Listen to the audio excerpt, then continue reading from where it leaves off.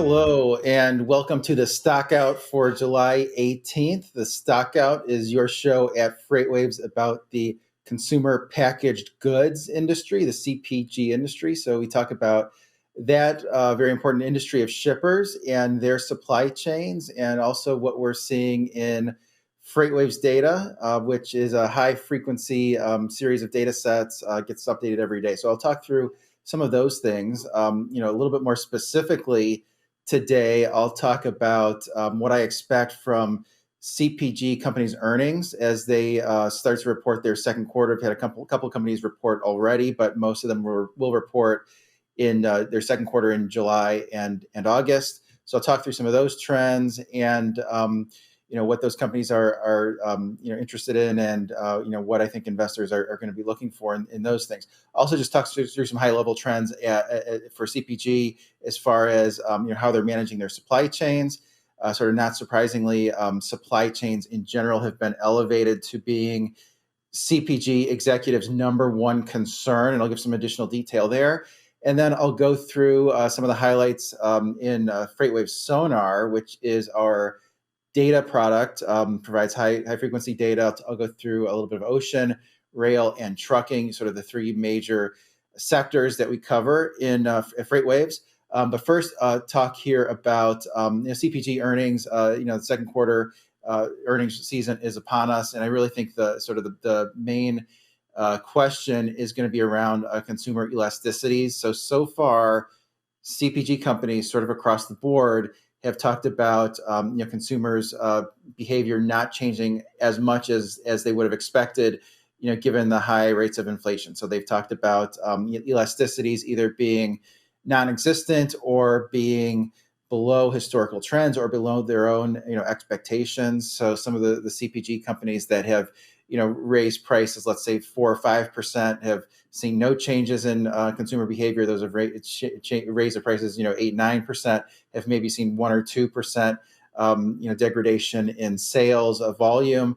And some of the CPGs that increased their prices 7 or 8% sort of in the last 12 months, going forward, talking more like a 15% price increase, trying to ram those through maybe before retailers are no longer receptive to those. They're expecting a decline in volume somewhere more like 5 or 6%, which would still be pretty beneficial to CPG companies' bottom lines if elasticities stay that low. So that's sort of the big question, I think, for CPGs is are consumers really going to change their behavior in response to the rising prices, or are they going to choose to cut back on other things that are not CPG? I tend to think that it's easier to cut back on big ticket items like electronics, furniture, and just delay those purchases, but still buy the same consumer goods that you tend to buy every week. Another question is really the CPG input costs past their peak. Rising input costs for CPGs have been a big issue really for about the last year and a half. Really some of the stock analysts started picking up on this as soon as the commodities started to increase sort of early 2021, particularly those things for agriculture, transportation costs, some of those costs.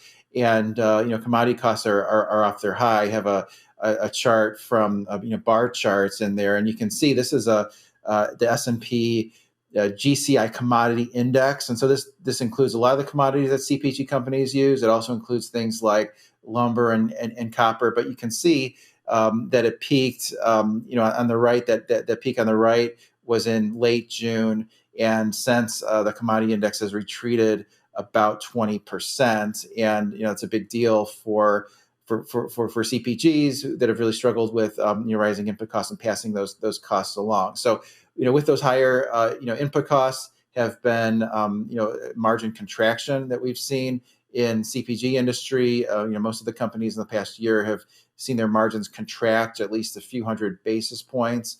Just saw the latest economic data that came out showing the CPI up 9.1% year over year. So those are the prices that consumers pay, and you compare that with the PPI. Those are the prices that the companies pay.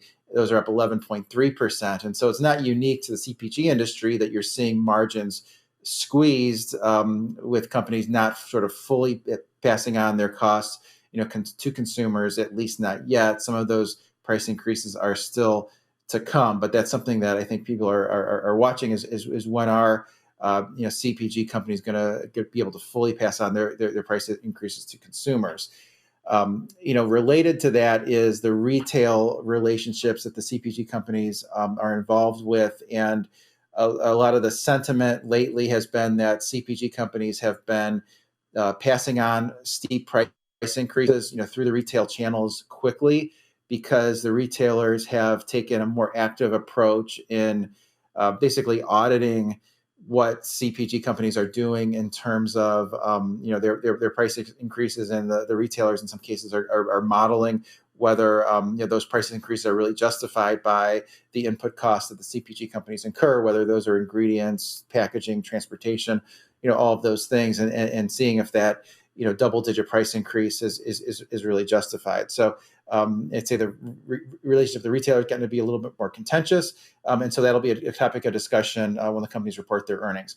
Also, the product shortages, I think, is going to be another area of discussion here. I mean, sort of in the last year, one example that comes to mind is on cereal.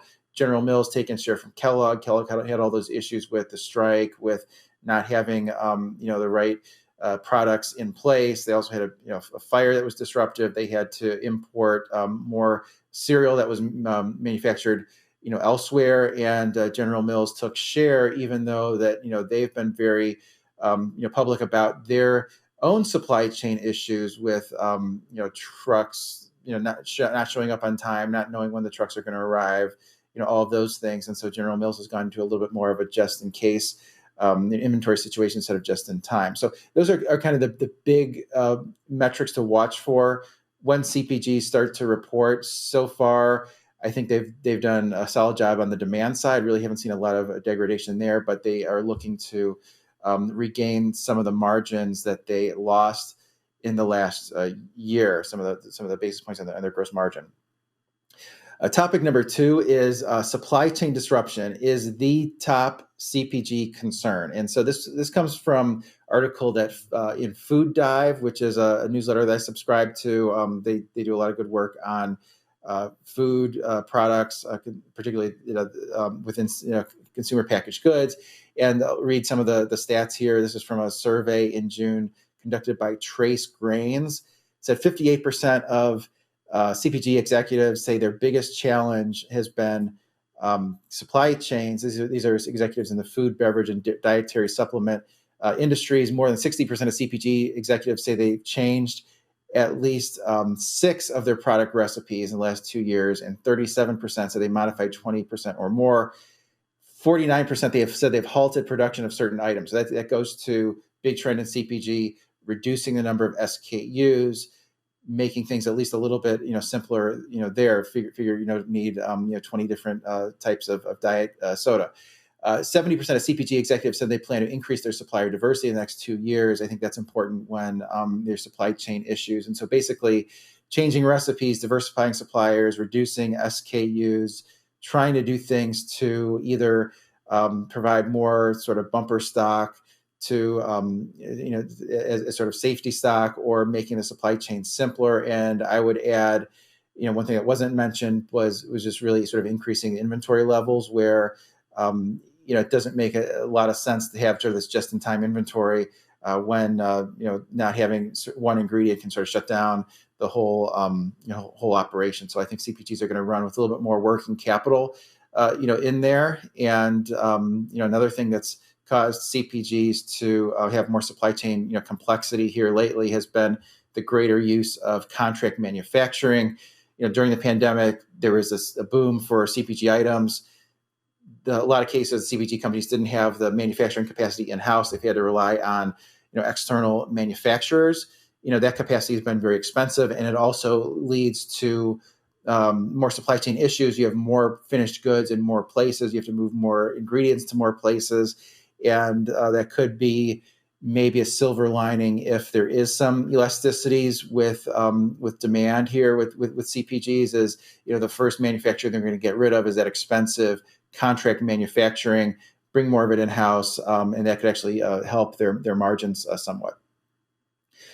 Moving on to topic 3, ocean spot rates continue to decline. I have a chart on this, a sonar chart that shows the Freightos Baltic daily index. And so I'll explain this for those that are watching the video version. Is in orange is the Freightos Baltic daily index from China to the U.S. East Coast. So those are ships that go through Panama Canal. These are spot rates, so what the rate is for that particular day. In green, same thing, except it's from China to the West Coast. And so those rates, for the most part, always going to be less than China to the East Coast, because it's just a much shorter trip. If you want to think of it taking another 2 weeks to go from China to the East Coast versus China to the West Coast.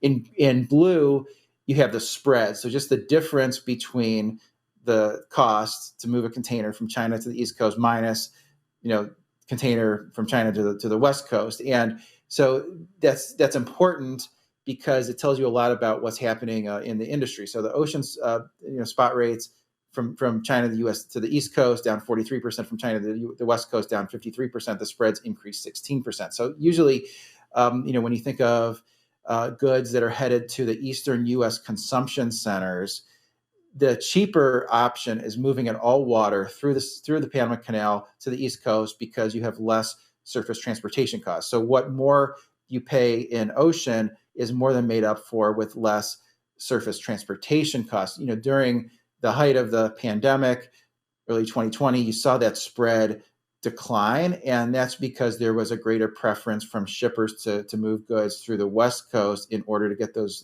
goods to market quickly. And we're seeing a reversal of that with higher inventory levels, at a lot of the retailers. And so you've seen that spread, that line in blue there, increase about 16% from where it was, a couple of months ago. So it tells you that there's more capacity on the water, sort of number one.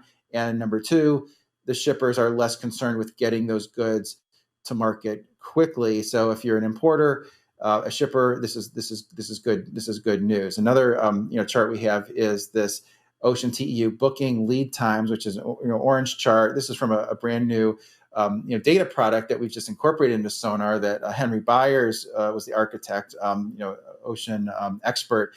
And this shows the ocean TEU booking lead time. So you see this down, and it declined from about 14 days, at one point 16 days. Now it's down to about 9 days. And so when shippers are concerned with securing capacity on the ocean, just like tender volume in the trucking industry, they'll push those lead times longer. If they're less concerned with finding space on the vessel, these lead times decline. This shows you that shippers are less concerned with finding space on the vessel. Lots of other examples of that. In Sonar, another one that stands out is the transit times, which have actually increased quite a bit. And the reason for that is that there's excess capacity. The vessel carriers can save quite a bit of fuel by what they call slow steaming, which is reducing the speed of the vessels, and you've seen those transit times increase as a result. Which all of those things tells you there's more capacity on the water.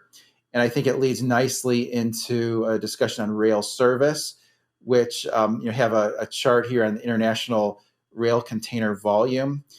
And so what has happened with the excess, with at least the increase in the amount of excess capacity on the water, is there's also been more availability of international shipping containers. So those are the 40-foot containers that travel across ocean, that sometimes go intact, intermodal. Sometimes they stay at the ports and go right back on the container ship. But see in 2021 is green, and you saw sort of throughout last year a decline in that volume, and that was because there was a shortage of those international containers. The container ship lines did not want to send those inland from, let's say, Chicago, from Los Angeles to Chicago or Los Angeles to Dallas. They wanted to keep those close to the harbor to preserve that capacity. What's happened lately with the excess ocean capacity, they've been much more willing to send those containers inland. And so it looks like that blue line, which is 2022, about to cross 2021, it's going to be up year over year, I would imagine, for the rest of the year, which is, on surface, good news for shippers, although it is leading to more congestion at inland points because more containers are being sent inland into places like Chicago. There's been more congestion, on and around intermodal terminals, not enough places to put the boxes, not enough chassis, all of those things. Which gets into the next topic, which is rail congestion is rampant at the West Coast ports, and really been a lot talked about this. The number of containers that are just sitting at the ports of LA Long Beach. There's been a big uptick in the overall volume, and about 60% of those can be attributed to the rail because those are containers that are supposed to move on the railroad. And a lot of those are dwelling for longer than 9 days. The ports of LA Long Beach publish the number that are dwelling for longer than 9 days, and that part has really risen as well. And when the rails discuss this, they attribute a lot of this to not having the personnel, and have a chart here on the total carloads versus rail. And so usually what happens is the railroads, they're able to scale up and scale down their employment force, for volume. So volumes fall, they either lay off workers or they furlough workers, which means if workers get to keep their benefits and can be called back when volumes recover. And usually the railroads, when they do that, when they scale back their employment base, they're able to ramp that right back up as soon as volumes recover. And that didn't happen this time.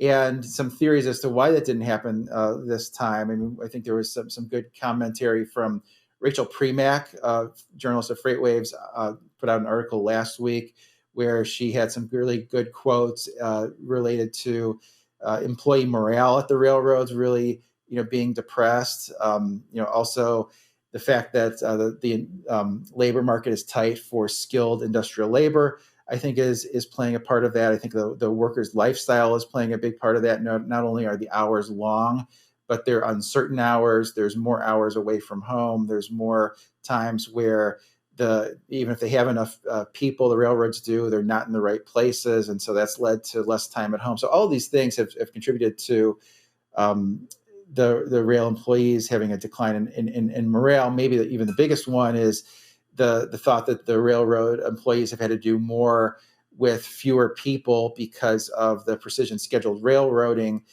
which is really a lot of cost cutting.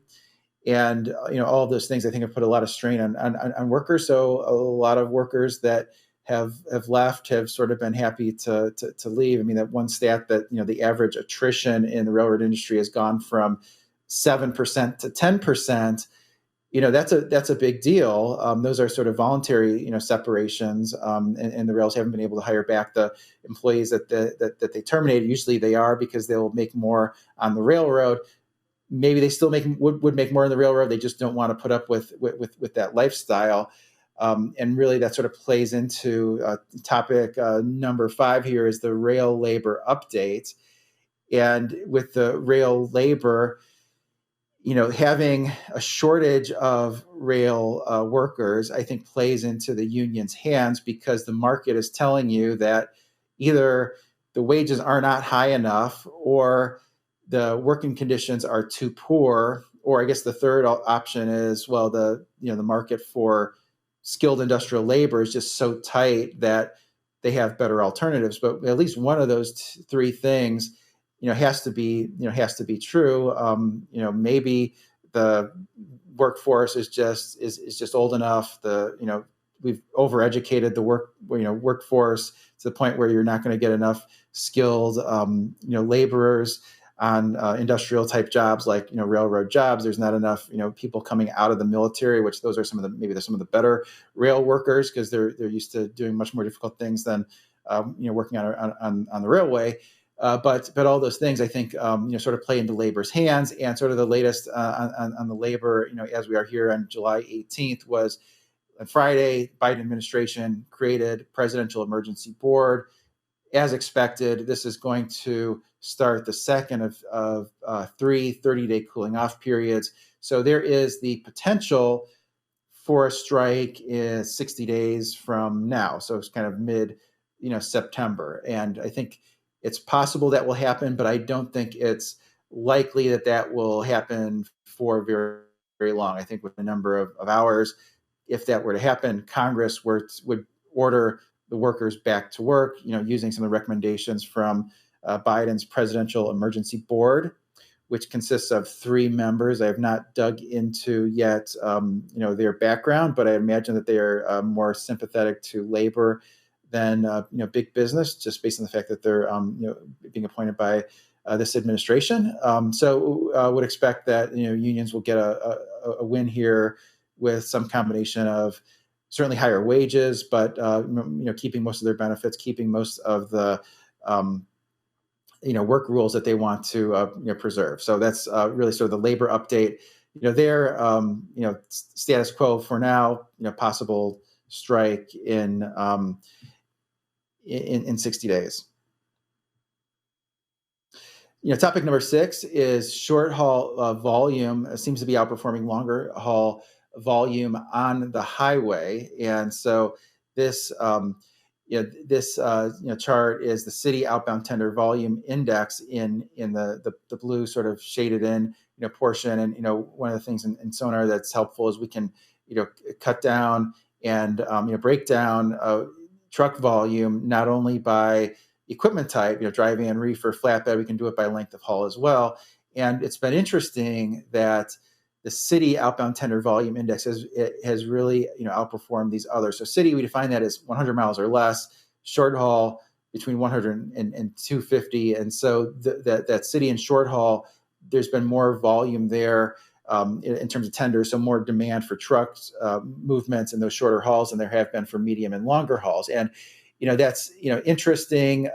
This was something that Zach Strickland from FreightWaves brought to my attention, and it shows that shippers are reorganizing their inventories, with surpluses and surpluses of some types of goods, shortages of others, goods in the wrong places. So a lot of things need to be moved sort of shorter haul, maybe within a metro area, to get them where they need to be. And also already seen some disruption with AB5. If you haven't been following AB5, there's a treasure trove of information about it on freightwaves.com. We followed it extremely closely. Have really owned the issue, I've thought. But AB5 makes it so independent contractors have to be considered company drivers.